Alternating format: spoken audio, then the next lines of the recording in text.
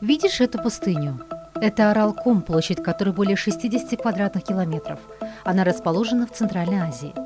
Но всего 60 лет назад на этом месте было Большое Аральское море, занимавшее 4-е место в мире по площади и радовавшее местных жителей приезжих своим свежим бризом. В море водилось много дичи, а рыбные уловы достигали 50 тысяч тонн.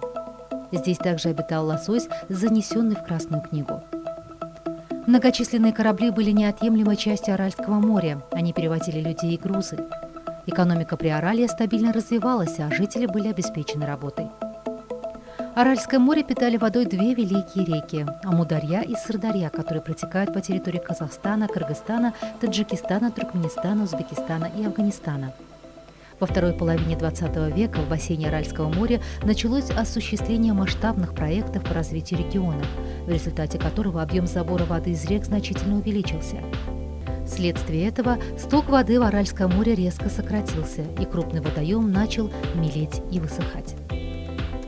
Корабли сели на мель, острова сомкнули с суши, разделив море на Северное Малое и Южное Большое. Значительно поменялся климат. Летом стало жарче, а зимой холоднее. Исчезла большая часть растительности, что привело к деградации почвы и увеличению вероятности возникновения опасных стихийных явлений. А из-за высокого уровня соли в море погибла рыба. Большая часть местного населения осталась без работы. Так, одно экологическое бедствие оказало негативное влияние на качество жизни более 60 миллионов жителей региона. Сегодня Центральная Азия сталкивается с новыми вызовами.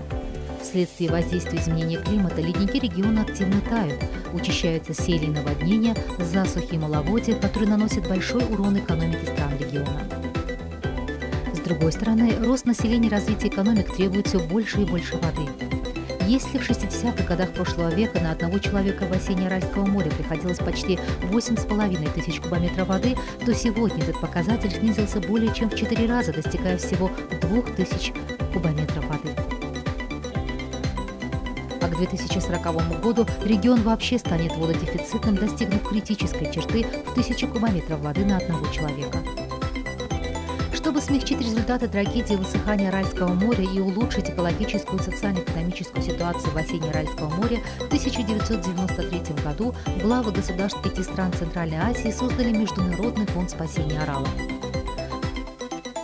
Фонд активно сотрудничает с правительствами стран региона, ООН и ее агентствами, международным сообществом, странами-донорами, финансовыми институтами и другими партнерами по развитию для мобилизации финансовых ресурсов, укрепления сотрудничества и партнерства, реализации проектов и программ по решению водных, экологических и социально-экономических проблем, а также адаптации достижения устойчивости к климатическим изменениям в бассейне Аральского моря. Международный фонд спасения Арала уже реализовал 3 программы бассейна Аральского моря, которые были направлены на стабилизацию состояния окружающей среды, восстановление нарушенной экологии Приаралья и совершенствование методов управления водными и земельными ресурсами в бассейне. В рамках этих работ в том числе было частично восстановлено Северное Малое Аральское море. В 2021 году правление фонда утвердило новую 4-ю программу бассейна Аральского моря. Главной целью программы является реализация совместных действий и перспективных проектов и программ по преодолению последствий аральского кризиса и воздействия изменения климата, улучшения водохозяйственной, экологической и социально-экономической обстановки, достижения устойчивого развития и повышения благосостояния людей в бассейне Аральского моря. Международный фонд спасения Арала стремится объединить усилия стран региона и партнеров по развитию и реализации 4-й программы бассейна Аральского моря.